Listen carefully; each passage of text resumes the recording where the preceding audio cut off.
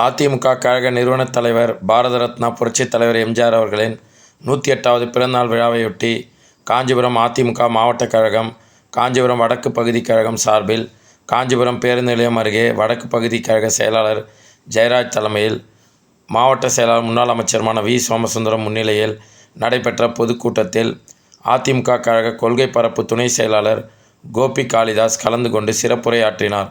இந்நிகழ்வில் கழக அமைப்பு செயலாளர்கள் வாலாஜாபாத் பா. கணேசன், மைதிலி திருநாவுக்கரசு, அனைத்துலக எம்ஜிஆர் மன்ற இணை செயலாளர் காஞ்சி பன்னீர்செல்வம், அதிமுக கழக எம்ஜிஆர் இளைஞரணி இணை செயலாளர் SSR சத்யா, கழக சிறுபான்மை பிரிவு துணை செயலாளர் பட்டூர் இம்தியாஸ், கழக கைத்தறி பிரிவு துணை செயலாளர் யுவராஜ், அதிமுக கழக கலைப்பிரிவு துணை செயலாளர் டில்லிபாபு, மாநில போக்குவரத்து பிரிவு துணை செயலாளர் மனோகரன், மாவட்ட அவைத்தலைவர் குன்னவாக்கம் கிருஷ்ணமூர்த்தி, மாவட்ட பொருளாளர் வள்ளிநாயகம், மாவட்ட எம்ஜிஆர் மன்ற இணை RT சேகர், மாவட்ட அம்மா பேரவை செயலாளர் KVS சோமசுந்தரம், மாவட்ட இளைஞரணி செயலாளர் சிறுவாக்கம் ஆனந்தன், மாவட்ட மாணவர் அணி செயலாளர் திலக்குமார், மாவட்ட கைத்தறி பிரிவு செயலாளர் வில்வபதி, மாவட்ட தகவல் தொழில்நுட்ப பிரிவு செயலாளர் கௌதம், மாவட்ட இளைஞர் இளம்பெண்கள் பாசறை செயலாளர் VR மணிவண்ணன், மாவட்ட வர்த்தக பிரிவு செயலாளர் MM மதன், ஒன்றிய கழக செயலாளர் தும்பகோணம் ஜீவானந்தம், களக்காட்டூர் ராஜ், அத்திவாக்கம் ரமேஷ்,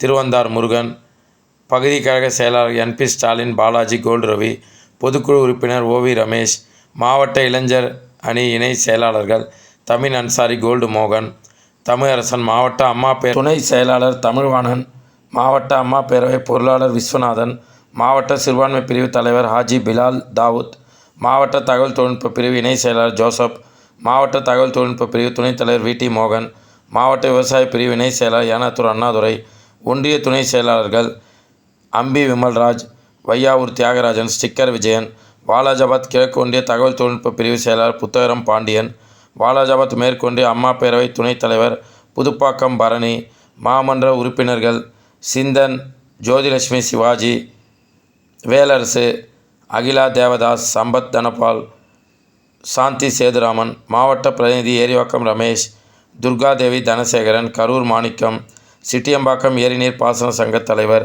சிட்டியம்பாக்கம் செல்வம், ஒன்றிய அம்மா பேரவை செயலாளர் அன்பரசு, ஒன்றிய பாசறை செயலாளர் சாமந்திமேடு ஜீவரத்தினம், முன்னாள் கவுன்சிலர் கோபால், வெங்கடேசன், தியாகராஜன், வட்டக்கழக செயலாளர்கள் அஸ்வின், மனோகரன் உள்ளிட்ட ஏராளமான நிர்வாகிகளும் மகளிர் அணி நிர்வாகிகளும் கலந்து கொண்டனர். அண்ணா திராவிட முன்னேற்ற கழகம் என்பதை வாக்காளர் பெருமக்களும் பொதுமக்களும் மறந்து விடாதீர்கள்.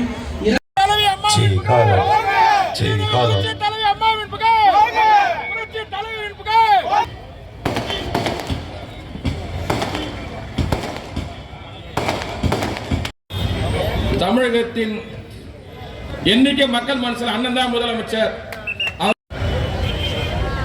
சிறுவாக்கம் ஆனந்த் தலைவர் அவர்களே, மாவட்ட அவர் மறையும் வரை இந்த தமிழகத்திற்கு ஒரு பொற்கால ஆட்சியை தந்து மறைந்தவர் தான் புரட்சி தலைவர் அவர்கள்.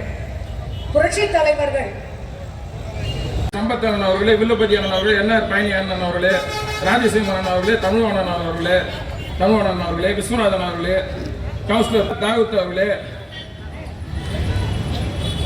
அவைத்தலைவர் பன்னீர்செல்வம் அவர்களே, பகுதி துணை செயலாளர் நல்ல தளபதி கூட உட்கார மாட்டீங்க, எழுதி வச்சுக்கோங்க.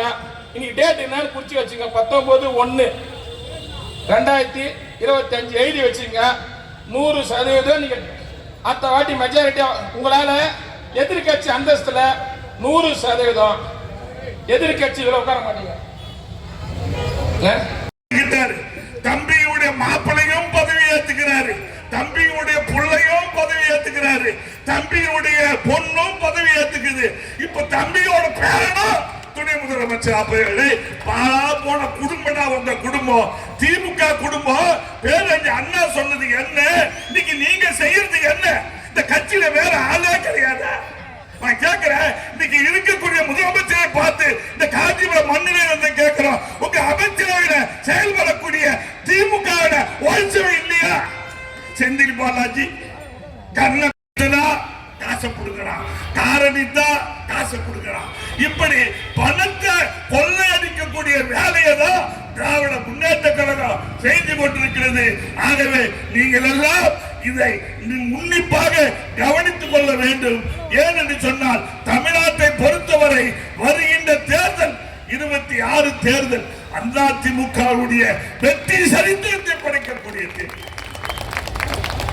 அண்ணா திராவிட முன்னேற்ற கழகம் உலகத்திலேயே ஏன் சொன்னார் இந்தியாவிலேயே 3வது பெரிய கட்சியாக உருவாக்கிய தலைவி புரட்சி தலைவி அம்மா. இன்னைக்கு கழகத்தினுடைய புரட்சி தலைவர் எம்ஜிஆருடைய இந்த 108வது பிறந்த நாளில் என் தங்க கட்டிகள் சிங்க குட்டிகளா இன்னைக்கு எழுந்து வந்தாச்சு. அடுத்த தேர்தலை பார், களத்துல பார், வாடி வாசல் திறந்து அங்கிருந்து புறப்பட்ட காளைகள் போல அதிமுக இருக்கக்கூடிய ஒவ்வொரு தொண்டனும் இந்த திமுகவை வீட்டுக்கு அனுப்பியே தீர்வோம் என்ற எண்ணத்தோடு களம் காணுவோம், வெற்றி பெறுவோம். நாளை நமது தமிழையும் வித்து காசாக்குனவர்னு வேணா சொல்லலாம். அந்த குடும்பமே இன்னைக்கு திரைத்துறையே தன்னுடைய கட்டுப்பாட்டுல ஒரு ஹிட்லர் போல வச்சிருக்காங்க. பெரிய பெரிய ஆக்டர்கள் எல்லாமே பயந்து நடுங்கி படங்கள் எல்லாம் அவங்க டிஸ்ட்ரிபியூஷன் தான் பண்ணணுங்கிற மாதிரி ஒரு மிரட்சியான ஒரு ஆரோக்கியமே இல்லாத ஒரு சூழல் தமிழ் திரையுலகிலே இன்றைக்கு நடக்கிறது. அண்ணா அமெரிக்காவில் புற்றுநோய்க்கு சிகிச்சை பெற்றுவிட்டு சட்டமன்றத்தில் வந்து அமர்ந்திருக்கிறார். காங்கிரஸ் கட்சியினுடைய அன்றைக்கு இருந்த தலைவி அனந்தநாயகி எழுந்தது அண்ணாவை பார்த்து ஒரு கேள்வி கேட்கிறார். அண்ணா அவர்களே, புற்றுநோய்க்கு சிகிச்சை பெற்றுவிட்டு இன்றைக்கு நீங்கள் திரும்பி வந்திருக்கிறீர்கள். அந்த சிகிச்சைக்கான செலவு தொகையை கட்டியது யார்? உங்கள் சொந்த பணமா, கட்சி பணமா, அரசு பணமா? இதை கேட்ட உடனே அண்ணா சொன்னார், இந்த கேள்விக்கு நாளை சட்டமன்றத்தில் பதில் சொல்லுகிறேன் என்று சொன்னார். உடனே எல்லோரும் கிண்டலாக காங்கிரஸ்காரன் சிரித்தார். அடுத்த நாள் அண்ணா சட்டமன்றத்திற்கு வருகிறார். அனந்தநாயகி மீண்டும் அதே கேள்வியை கேட்கிறார். நேற்று நான் கேட்டேன், உங்கள் சிகிச்சைக்கு அமெரிக்காவில் செலுத்திய பணம் உங்கள் கட்சி பணமா, சொந்த பணமா, இல்லை அரசு பணமா? அண்ணா சிரித்துக் கொண்டே சொன்னார், அது என் சொந்த பணம் அல்ல, அவ்வளவு பணம் என்னிடத்தில் இல்லை. அது கட்சி பணமும் அல்ல, அது அரசு பணமும் அல்ல. அந்த செலவு தொகையை செலுத்தியவர் யார் தெரியுமா? 1000 வாட்ஸ் பல்புகளுக்கு மத்தியிலே தன்னுடைய தேகத்தை கருக்கி உருக்கி சம்பாதித்த பணத்திலே 1,30,000 ரூபாய் என்று அந்த சிகிச்சை பணத்தை செலவழித்தவர் என் அன்பு தம்பி எம்.ஜி. ராமச்சந்திரன். உதாரணம் இன்றைக்கு நடக்கிற திமுக ஆட்சி. கேட்டாரு, அம்மா முதலமைச்சராக தேர்தலை சந்திக்கிற பொழுது இதே ஸ்டாலின் கேட்டாரு, சொன்னீங்களே செஞ்சீங்களா, சொன்னீங்களே செஞ்சீங்களா, சொன்னீங்களே செஞ்சீங்களா? 50,000 பட்டதாரி பெண்களா 50,000 ரூபாய் என் அரசு தரும். சொன்னார், வந்தார், தந்தார், மறைந்தார். எடப்பாடியார் வந்தார், தொடர்ந்து தந்தார். இந்த மூதேவி வந்தான், அந்த திட்டத்திலும் கை வைத்தார்.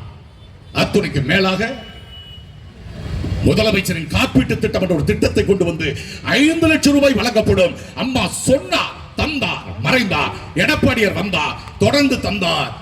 இவன் வந்தான், அந்த திட்டமும் அத்தோடு நிறுத்தப்பட்டது. எவ்வளவு சம்பளம் இப்பொழுது வாங்குகிறார்? 150 ரூபாய். உடனே அந்த இடத்திலேயே வருகிற மாதம் முதல் 300 ரூபாயாக மாத சம்பளம் வழங்கப்படும். எழுதினார். மகேந்திர சிங் தலைவருடைய காலிலே விழுந்து கதறி அழுதார். அவருடைய பிள்ளைக்கு திருமணம் வைத்து விட்டு பத்திரிகை அச்சடித்து விட்டு அந்த பத்திரிகை கொண்டு போய் ராமாவரம் தோட்டம்